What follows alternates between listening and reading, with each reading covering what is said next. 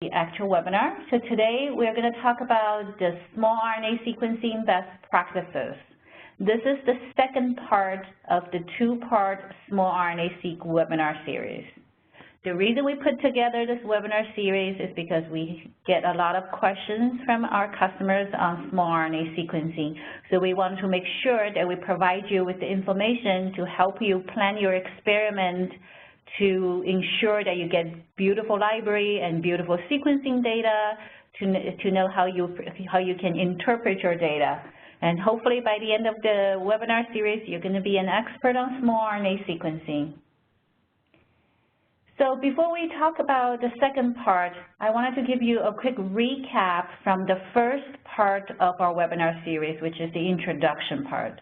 We talked about the microRNA biogenesis, and because of the way the microRNAs are generated by the Joshua and the dicer pathway, this results in a hallmark of microRNA that they all have the 5' phosphate and 3' hydroxyl groups.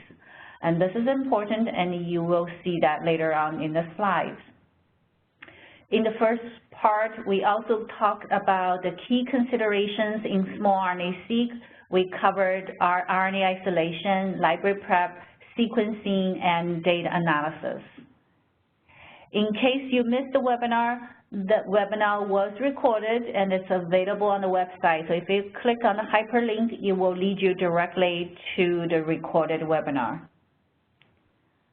All right, so in today's webinar, we're going to talk about the best practices in using the TruSeq Small RNA Library Prep Kit. We hope by the end of the webinar, you will understand the workflow. You will be able to learn how to determine a successful library prep, and then you will understand the best practices in library prep. So here's the outline of today's webinar. We're going to start with the library protocol. We're going to go through the workflow and how to determine a successful prep, as well as show you some demo data on the website. And then we will go right into the best practices in library prep. You'll see we're going to cover quite a few different areas. And then later on, we'll give you the resources on the website. Okay, so we will start with the library prep protocol. We're going to go over this TruSeq Small RNA workflow. We talked a little bit about this in the first part of the webinar series, but today let's revisit, because understanding the workflow will help you understand the best practices. So this TruSeq Small RNA prep, you can start with total RNA or purify small RNA fragments. The first thing we do is we're going to ligate a universal 3' adapter to the small RNA, and then we're going to add the 5' adapter to the small RNA. After that, the small RNA with both adapters ligated will be reverse transcribed and going through the PCR. In the adapter ligation step, we use the 5' phosphate and the 3' hydroxyl group. Remember, this is the hallmark of the mature microRNA that's processed by the Joshua and dicer pathway. So the ligation totally takes usage of this unique chemical modification. All right, so with the adapter ligated, we do the reverse transcription, and then we do PCR to add indices as well as additional adapter sequences that are required for CASA generation and sequencing. And then we'll do gel purification. In this particular step, we're selecting small RNAs of typically 18 to 30 nucleotide in length. So by doing this workflow, we capture small RNAs that have the 5' phosphate and 3' hydroxyl groups, and with a length of 18 to 30 nucleotide. So this is the workflow. How do you know you have made a successful library? At the end of library preparation, you wanted to check your library on the bioanalyzer. this is a typical library trace. The final library is about anywhere from 145 to 160 base pair. The primary peak is 145 to 150 base pair. This represents the mature microRNA. You may also see a secondary peak from 150 to 160 base pair. This usually contains precursor microRNA or PUE interacting RNA. This peak is not always seen in all samples. It's only seen in some samples, so it's tissue or organism specific. Once you have your own data, you may want to know, hey, does my data look good? We do have demo rounds on BaseSpace. So how do you find that? Log into your BaseSpace account. If you don't have one, registering is very easy. It just takes a couple minutes. Log into the BaseSpace account, and then you're going to click on the public data here. And then you can search for small RNA in the browser. You will see we have demo data from TruSeq Small RNA libraries that were sequenced on the mini-seq. And by the way, mini-seq is our newest instrument. If you wanted to look into it a little bit more, you can always search for mini-seq on our website. All right, so once you go into the demo round, you will get a lot of output files and reports. I'm going to just show you some examples. So you're going to get quality control statistics. You will see like small RNA length distribution, redistribution, abundant distribution, the microRNA distribution, which is shown here, and the other RNA distribution. You're also going to see summary and top sequences. So you'll see, hey, what are the top sequences for the mature microRNA? We also report on isomers, novel mature microRNA, and isomers from novel precursor, and so on and so forth. So there's a lot of information. And then you can also visualize the microRNA by the precursor. So here we show a precursor microRNA. We show what's the mature microRNA, and then we also show the isomers coming from this precursor. So, and there are a lot more data you can get from the demo run. If you wanted to know what are the output files, what are the things you can get out of it, you can review the first part of our webinar. We talk about this in the introduction part. Okay, so that's the first part of our webinar today. Now let's move on to the best practices. So here I listed all the things that we're going to cover today. This is mostly in the chronological order. So before we talk about the specific best practices, I want to talk about the best practice for the best practices. So anytime before you start a protocol, always read the best practices as a best practice. So what we're going to cover today are the things here. And on the support page, the TruSeq Small RNA support page, you will also see best practices for handling RNA.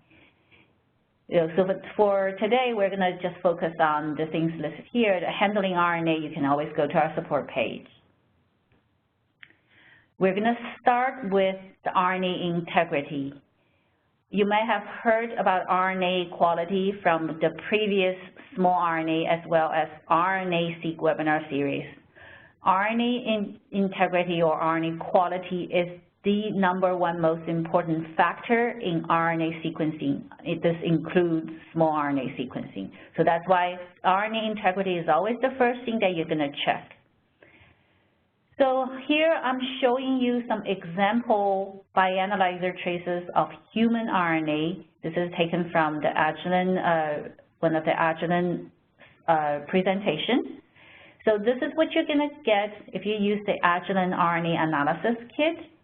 And then the ring here stands for RNA integrity number. This is an indication of how intact the RNA is. So now let's focus on the diagram here. This is a human RNA, and then if you look at the top panel, this is intact RNA with a ring value of 10. you can clearly see two peaks, the 18S and then 28S ribosomal RNA peak.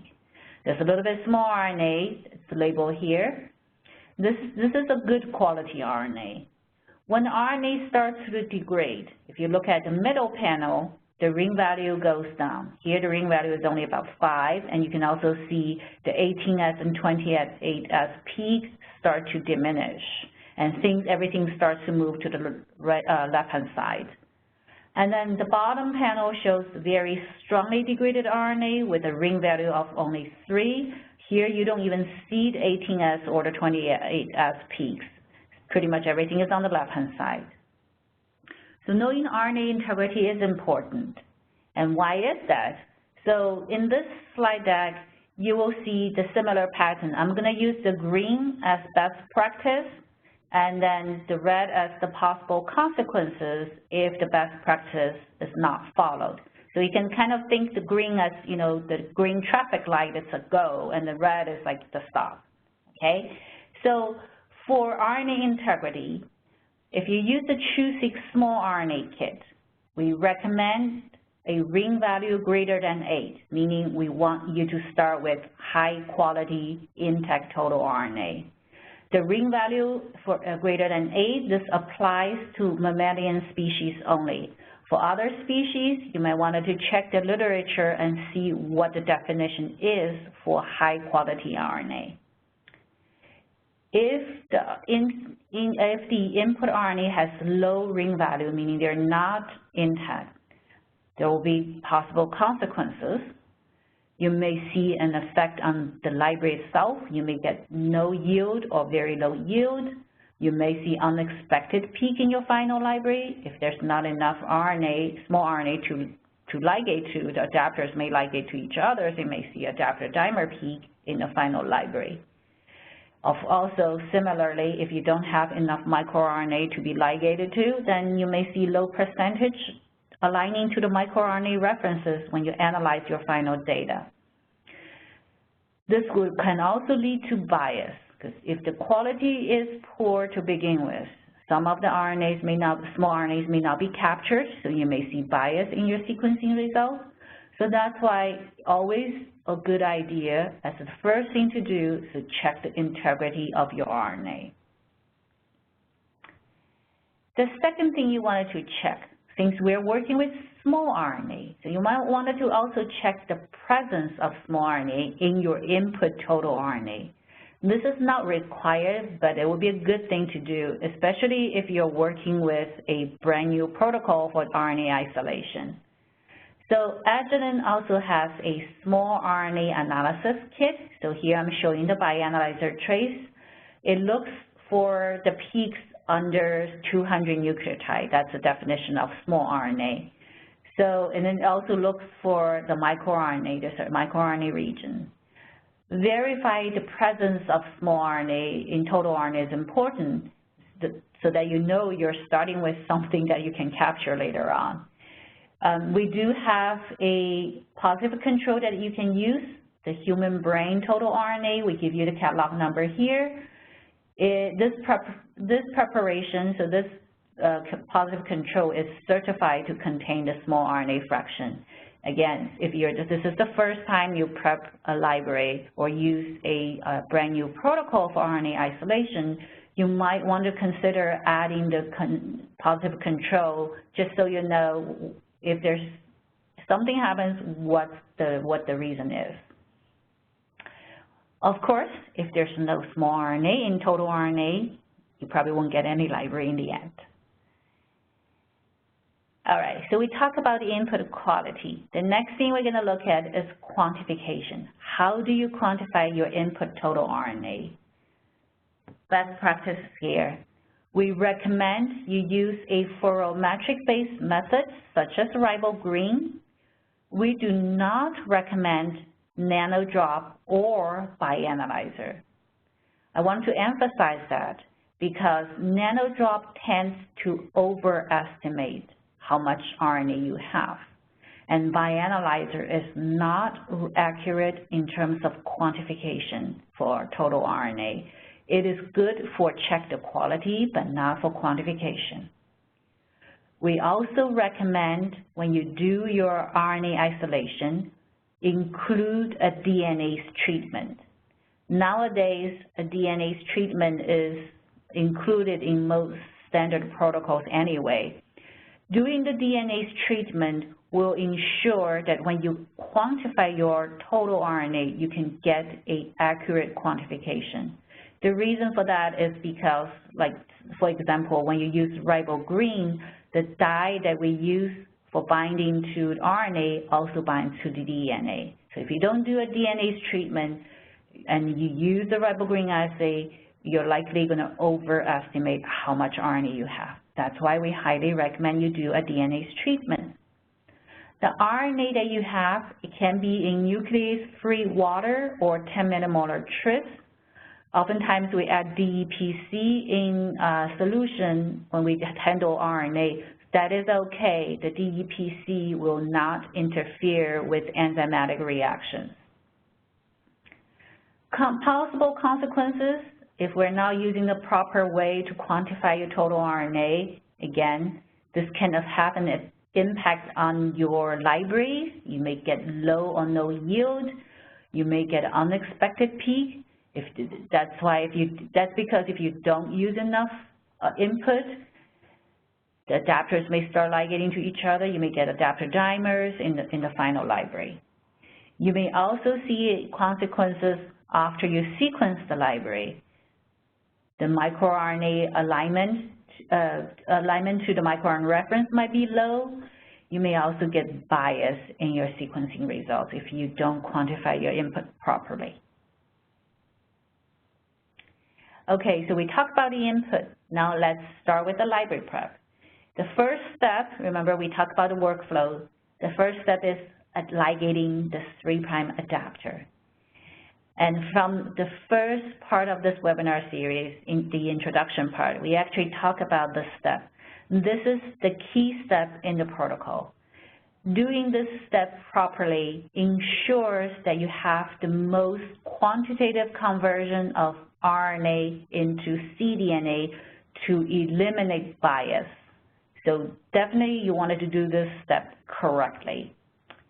So best practices for doing this, you want to use the right ligase. It is extremely important that you use the T4 RNA ligase to the deletion mutant. Do not use the regular T4 ligase because otherwise you will get undesired results. We also want you to use the ligase that's specified in the protocol, the ligase from Epicenter. Using ligase from other companies may not give you the best performance, and it could cause problems later on. We want you to use the ligation buffer that comes with the kit, not the one that's supplied with the T4 RNA ligase 2 deletion mutant. Again, all of this is to ensure that reaction is carried out properly to ensure the best results. With the adapter, you will need to incubate your 3' adapter at 70 degrees, and once the incubation is done, you want to move that immediately from the heat to ice, and you keep it on ice. This step will disrupt the secondary structure in the adapter and then keep the secondary structure from reforming. Having secondary structure in adapter will prevent it from ligating to your RNA. Again, without adapter ligation, all the downstream steps are gonna fail. So this is also key in the protocol. And then you also want to make sure you use the stop solution to prevent adapter dimer formation, because that's not what you want in your final library. All right, so possible consequences, if this step is not done properly, you may see very little yield or no yield, unexpected peaks, like adapter dimer, if you don't use the stop solution, or if it's not done properly, use the right enzyme from the right place, using the right buffer, then you're gonna see bias. Like we talked about in the first webinar, bias is the #1 thing that you wanted to avoid in small RNA sequencing. and the bias can be introduced if library prep is not done properly. So definitely keep that in mind. Now let's move on to the second step, which is the 5' ligation. In this particular ligation, we use the regular T4 RNA ligase. Okay, that's different and that's also important. Similarly, you're going to treat the 5' adapter the same way as you treated the 3' adapter. So basically, incubate at 70 degrees, move immediately from heat to ice when the incubation is done, and keep on ice. This is for the same purpose, that is to disrupt any secondary structure in the adapter, and then also prevent it from forming again. Also, when you do this reaction, you want to pipette from one tube on ice to another tube on ice, and you pipette mix the reaction. Do not use vortex or anything. Basically, keep everything on ice. This is for the best performance of the kit. Possible consequences, if this step is not done properly, you may see a yield issue or unexpected peak in your final library. Now let's move on to the next step, which is the RTPCR step. Some best practices. You want to perform your reverse transcription at 50 degrees. Some people have asked us, since we use the superscript 2 for reverse transcription, why do we use 50 degrees? The reason for that is the 50 degrees is important. It prevents the formation of adapter concatemer. An adapter concatemer is very close in size to your actual library product, so you don't want that to be in your mixture when you do the gel purification. I will show you a picture of that later on. So perform the reverse transcription at 50 degrees. Make sure your thermocycler is calibrated. That's important.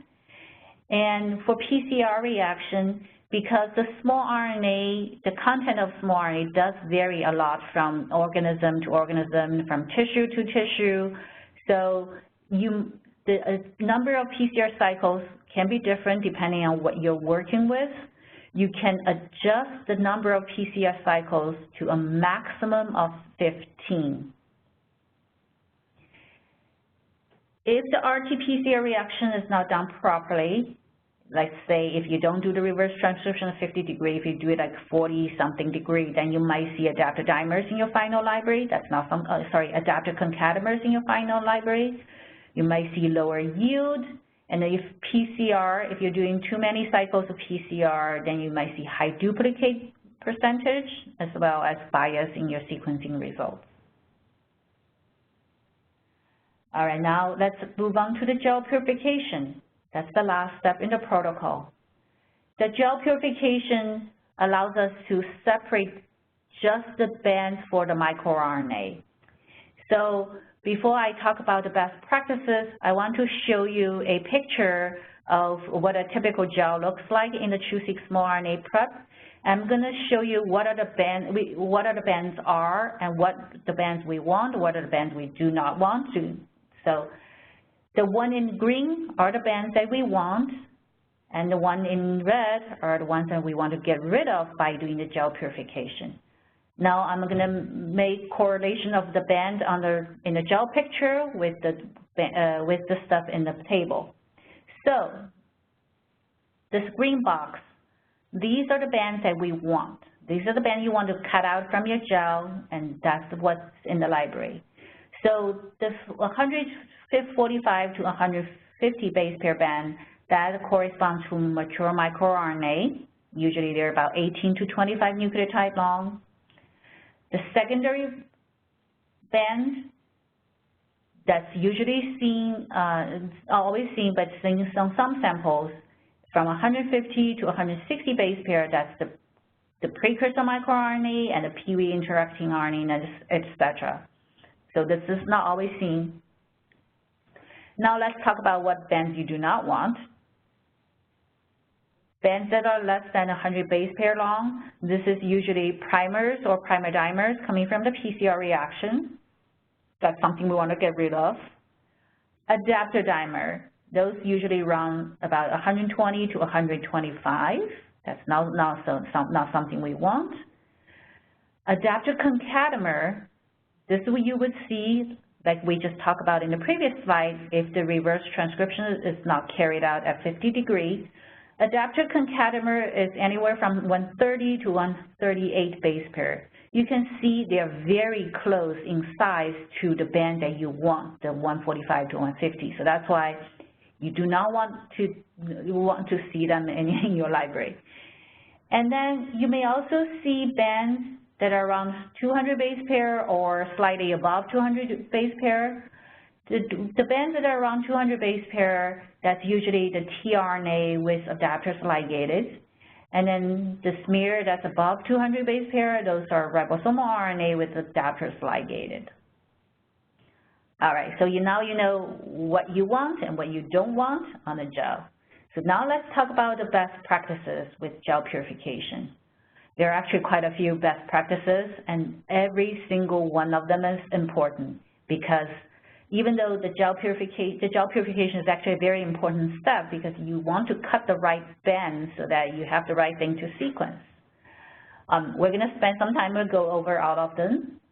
So first of all, you wanted to avoid purifying multiple samples containing the same index on a single gel. This is to avoid cross-contamination. If we prefer that you do one sample or one sample pool per gel, or if you choose to run multiple samples with different indices on a same gel, you wanted to keep at least 4 empty wells between the samples. Again, this is to avoid cross-contamination. You want to use fresh Novex gel and also fresh buffer to give you the best separation results. You do not want to run the gel too fast because the gel can warm up and affecting the migration. You do not want to overload your gel. Again, overloading the gel can give you a weird migration pattern. You do not want to mix anything by vortexing. This can cause fuzzy bands, and fuzzy band makes cutting difficult, right? And you want to cut the right thing for your library. We also want you to pre-mix the stain to the proper concentration before you add it to the gel. Otherwise, you may just get a blob of stain on the gel, which is not good for cutting. And then after you run the gel, you're going to cut the piece and then extract small RNAs from the gel. We want you to use the gel breaker tube for effective gel disruption. You want to use the right thing, because otherwise you're going to lose stuff in the gel. So a lot of best practices, and all of them are important. If they're not done properly, if you cut the wrong band, you're going to get the wrong library size. Or if you cut no band, then you're not going to get any yield, or the yield may be low. If you cut a wrong band, again, you may see adapter dimer or concatemer in your final library instead of the small RNA. You may see cross-contamination if samples are not run properly. Also, cutting the wrong band may not give you a good alignment to the microRNA reference that you want. All right, so now let's talk a little bit about equipment. So when you use the thermocycler, which we use at multiple places in the protocol, you want to make sure that you use the heated lid. So this is a picture of what looks like if you use the heated lid. You see there's no condensation on the top of the lid. And if you do not use the heated lid, you will see condensation.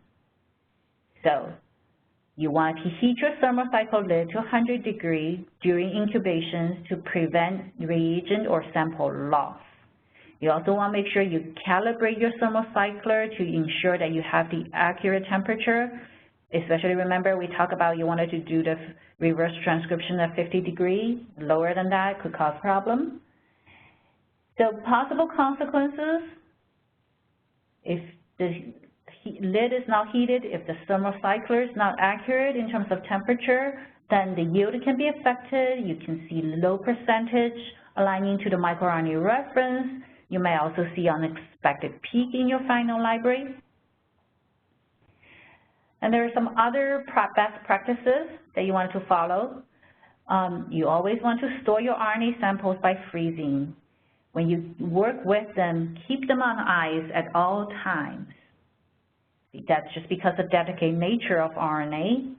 You want to store all the reagents properly, the enzymes, the adapters. The enzymes can go bad if they're not stored properly. Adapters can also degrade if you don't store them properly. When adapters degrade, the library prep is not going to work. You wanted to avoid multiple freeze and thaws of the master mix.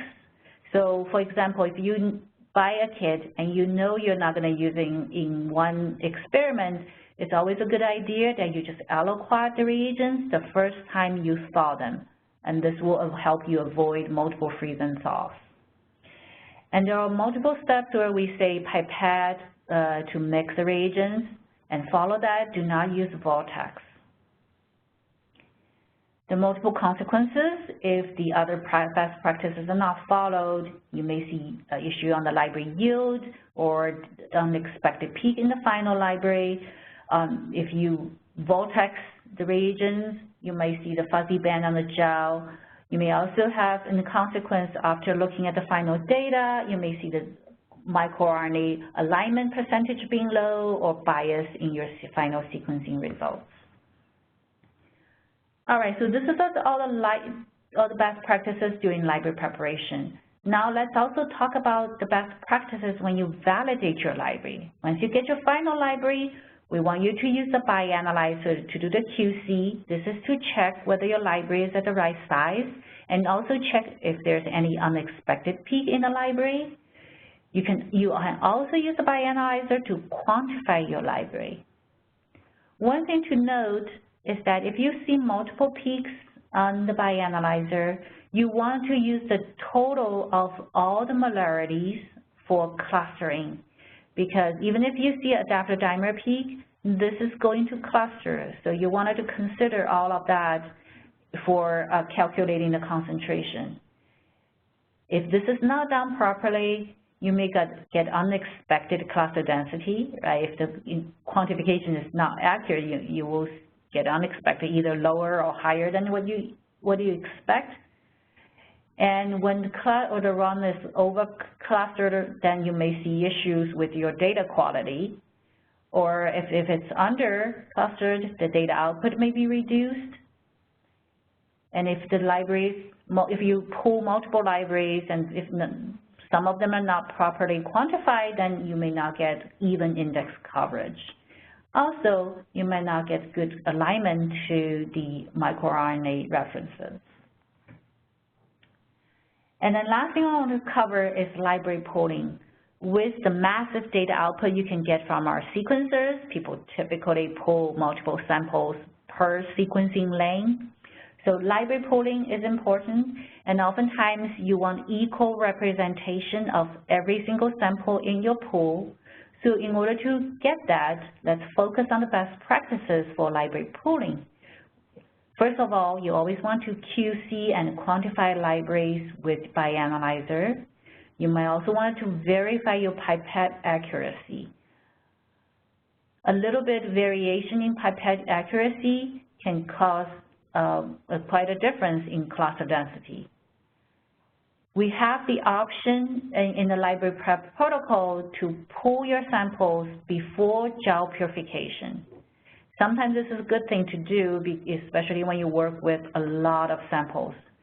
When you pool before gel purification, you can consider QC your sample first to ensure even coverage, even on index coverage.